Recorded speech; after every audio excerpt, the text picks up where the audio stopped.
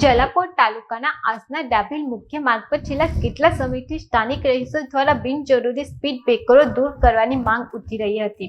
2 થી 3 દિવસની આ મુદ્દે ચર્ચા તેજ બની હતી, જેને લઈને હવે સ્પષ્ટતા સામે આવી છે। જલાલપોર તાલુકાના આસણા ડાભેલ મુખ્ય માર્ગ પર છેલ્લા કેટલાક સમયથી સ્થાનિક રહીશો દ્વારા બિનજરૂરી સ્પીડ બ્રેકરો દૂર કરવાની માંગ ઉઠી રહી હતી।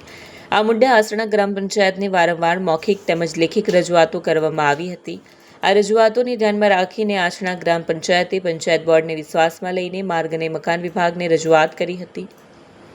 માર્ગ અને મકાન વિભાગ દ્વારા સરપંચને ટેલિફોનિક જાણ કરી સ્થળ પર હાજર રહેવા જણાવ્યું। ત્યારબાદ વિભાગના સ્ટાફે જેસીબીની મદદથી સ્થળ પર પહોંચી બિનજરૂરી ગણાતા સ્પીડ બ્રેકરો દૂર કર્યા હતા। આ અંગે આસણા ગામના સરપંચ ફુજેલ પટેલે જણાવ્યું કે ગ્રામજનો તરફથી મળતી સતત રજૂઆતોને ધ્યાનમાં રાખીને નિયમસર લેખિત રજૂઆત કરવામાં આવી હતી। તે જ રીતે માર્ગ અને મકાન વિભાગના મદદનીશ ઇજનેર મયંક પટેલે જણાવ્યું કે રજૂઆતના આધારે સ્થળ પર તપાસ કરવામાં આવી અને જે સ્પીડ બ્રેકર જરૂરી ન હતા તે દૂર કરવામાં આવ્યા છે।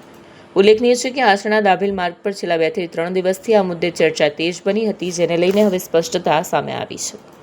વિડીયો જર્નાલિસ્ટ ઇરફાન સૈયદ સાથે સટાર ટીવી ન્યૂઝ નવસારી।